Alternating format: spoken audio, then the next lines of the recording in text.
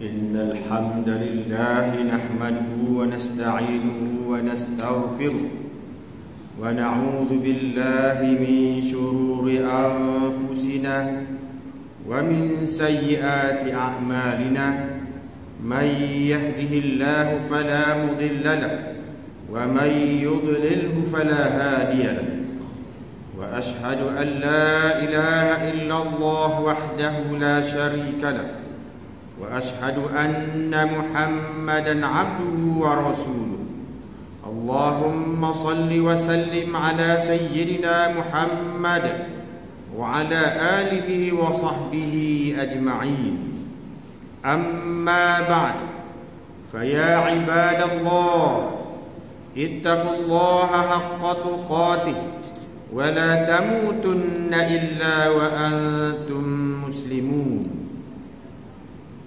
قال الله تعالى أعوذ بالله من الشيطان الرجيم يا أيها الذين آمنوا اتقوا الله حق تقاته ولا تموتن إلا وأنتم مسلمون إخواني المسلمين, marilah kita bertakwa kepada Allah dengan melaksanakan suruhan-suruhannya dan meninggalkan segala larangannya. Mudah-mudahan kita sentiasa berada di dalam rahmat Allah dan beroleh keberkatan serta kesejahteraan hidup di dunia dan di akhirat.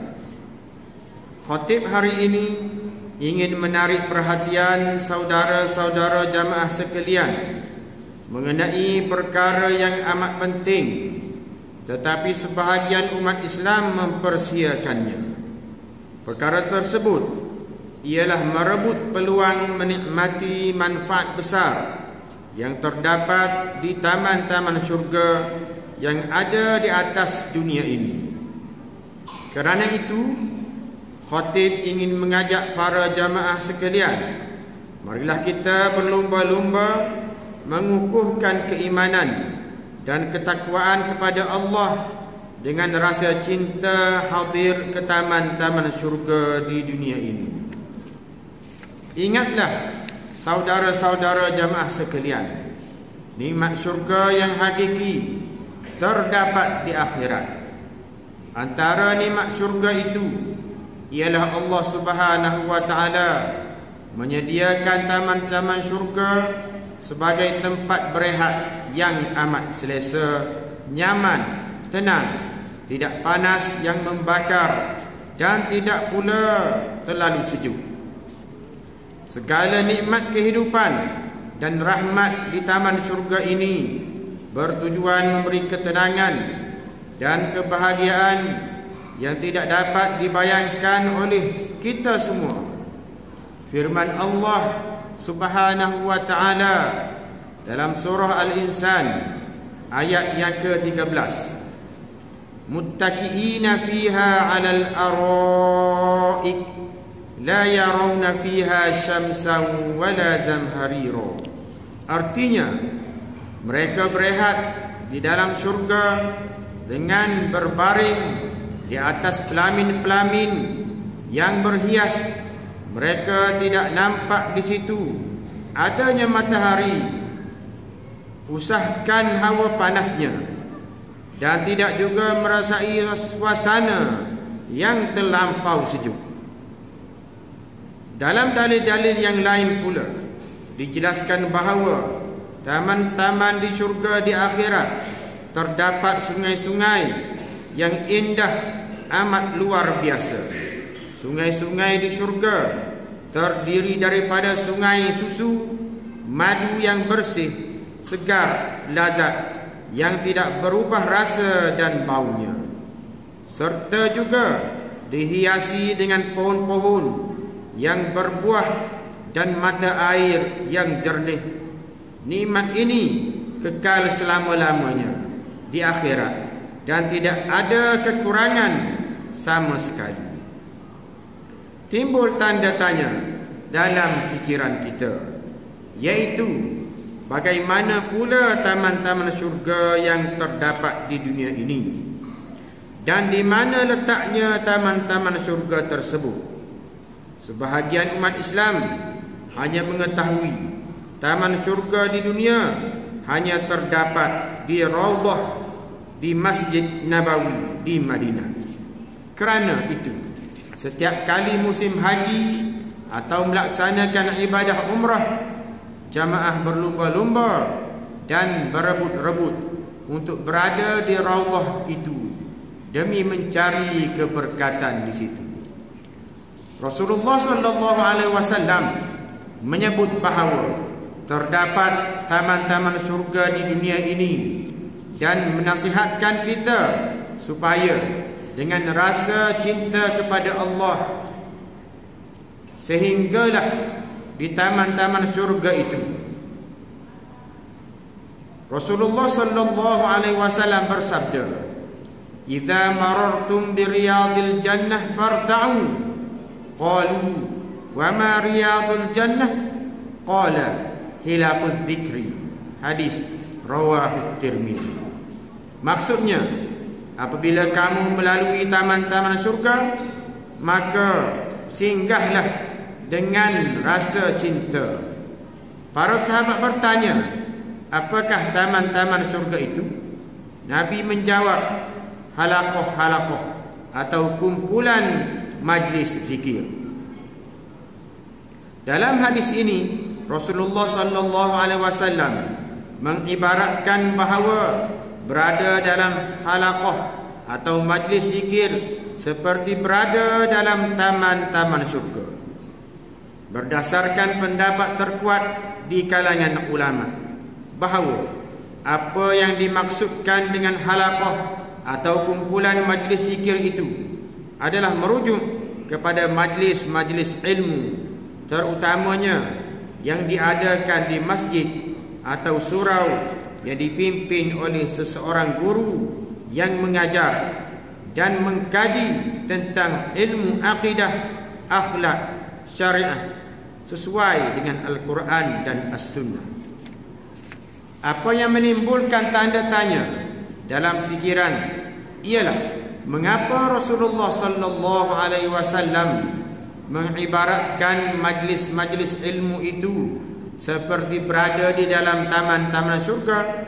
Rasulullah sallallahu alaihi wasallam menjelaskan sabdanya, "Wa majtama'a qaumun fi baitin min buyutillah yatluna kitaballah wa yatadarasunahu bainahum illa nazalat alaihimus sakinah wa ghashiyatuhumur rahmah wa haffathumul malaikah wa dzakarahumullahu fi man 'indah." Rawahul Muslim. Maksudnya, tidaklah satu kumpulan berkumpul di dalam sebuah rumah di antara rumah-rumah Allah membaca kitabullah, yakni Al-Quran, dan mempelajari ilmunya sesama mereka, melainkan akan turun kepada mereka sakinah, iaitu ketenangan, diliputi ke atas mereka rahmah dan dinaungi oleh malaikat, serta Allah Subhanahu wa ta'ala akan menyebut mereka pada malaikat yang berada di sisinya. Perkara utama yang disebutkan dalam hadis ini ialah Allah akan menganugerahkan sakinah, iaitu ketenangan atau kebahagiaan dalam hidup, dan rahmat kepada mereka yang menghadiri majlis-majlis ilmu. Ingatlah saudara-saudara jamaah sekalian, terdapat manusia dan juga mereka yang memiliki harta yang banyak, isteri yang cantik, anak-anak yang hebat, besar pangkatnya atau jawatannya, dan kelihatan atau dipandang tinggi oleh masyarakat, tetapi hidup mereka tidak tenang.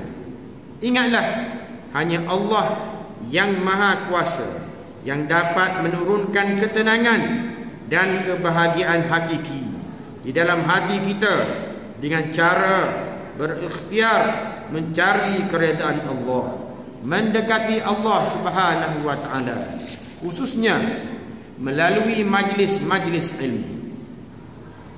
Allah Subhanahu wa ta'ala akan mengangkat darjat orang yang beriman kerana dapat mengenal Allah dan kekuasaannya, dapat mengenal pasti kelemahan diri, menjadi penawar sifat atau penyembuh segala penyakit rohani manusia, menghasilkan hati tenang dan akan meningkatkan kualiti amal soleh kita. Antara tanda-tanda seseorang memiliki hati tenang dan bahagia ialah mereka sentiasa ingat kepada Allah, redha dengan kekuasaan Allah dan taat segala perintah Allah, sama ada pada waktu senang atau susah. Semuanya ini akan membawa rahmat yang menolong, mempermudahkan laluan kita menikmati taman syurga di alam barzakh, memperolehi taman syurga yang sebenar di akhirat, dan menjauhkan kita daripada terjatuh ke dalam lubang-lubang neraka. Ingatlah saudara-saudara jamaah sekalian, majlis ilmu di rumah Allah sebenarnya tempat yang paling mulia. Para malaikat merupakan makhluk ciptaan Allah yang mulia, bersih daripada dosa dan juga maksiat, turut hadir dalam majlis ilmu.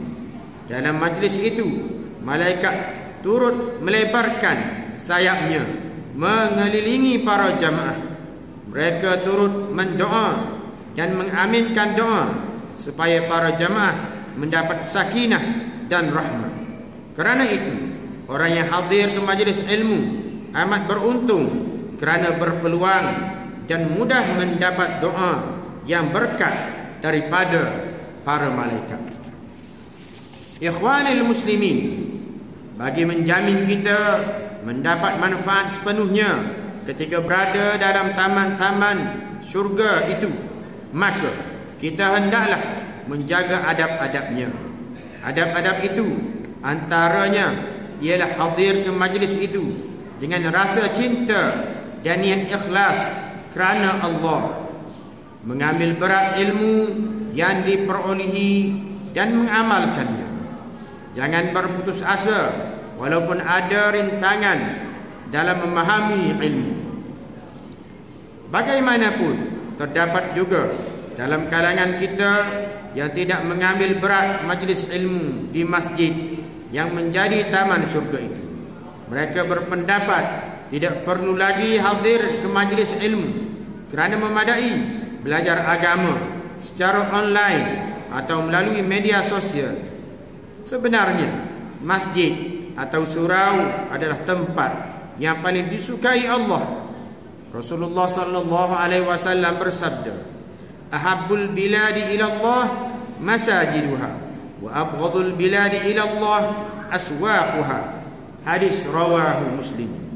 Maksudnya, tempat yang paling dicintai oleh Allah adalah masjidnya, dan tempat yang paling dibenci oleh Allah adalah pasarnya. Ikhwanil muslimin, khatib menyeru semua anak mukim di masjid ini dan juga sanak saudara agar cinta kepada rumah Allah dan sebagai tanda orang bertakwa, peruntukkanlah masa-masa tertentu antara maghrib dan isya, begitu juga solat fardu berjamaah untuk mengimarahkan masjid dan taman-taman syurga.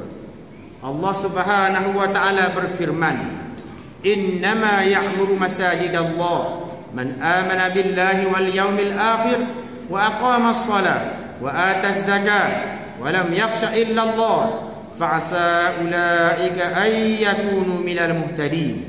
Artinya, yang memakmurkan masjid-masjid Allah hanyalah orang yang beriman kepada Allah dan hari akhirat, serta tetap mendirikan salat, menunaikan zakat, dan tidak takut kepada sesiapa pun selain kepada Allah. Maka merekalah orang yang diharapkan termasuk golongan orang yang mendapat petunjuk. Surah At-Taubah ayat yang ke-18. Ikhwanil muslimin, akhirnya marilah kita berdoa kepada Allah Subhanahu wa taala agar menyelamatkan kita semua daripada segala wabak, penyakit dan bala bencana. perbanyakkanlah melakukan amal soleh dan menghindari segala perkara yang membawa kemurkaan Allah Subhanahu wa taala. Ingatlah bahawa mengambil riswah dan salah guna kuasa, mengambil bahan-bahan yang memabukkan dan salah guna dadah serta segala perbuatan haram akan membawa kehinaan di dunia dan akhirat. Khatib juga ingin menegaskan bahawa di dalam harta kita terdapat hak orang lain yang perlu kita tunaikan, iaitu zakat. Justeru, salurkanlah zakat dan wakaf anda melalui Majlis Agama Islam Kelantan selaku badan yang dipertanggungjawabkan untuk menguruskan zakat dan wakaf di negeri Kelantan. Pihak majlis juga memerlukan kerjasama semua pihak untuk menyalurkan maklumat golongan yang memerlukan sekiranya diketahui, agar mereka yang kurang bernasib baik akan mendapat pembelaan sewajarnya. Marilah kita merafakkan doa agar saudara-saudara kita di Gaza, Palestin pada ketika ini diberikan perlindungan, pertolongan dan keselamatan serta kemenangan. Barakallahu li wa lakum bil Qur'anil azim wa nafa'ani wa iyyakum bima fihi minal ayati wa dzikril hakim wa taqabbala minni wa minkum tilawatah innahu huwas samiul alim. Aqulu qawli hadza wa astaghfirullahal azim li wa lakum wa lisairil muslimina wal muslimat wal mu'minina wal mu'minat al ahya'i minhum wal amwat fastaghfiruhu innahu huwal ghafurur rahim.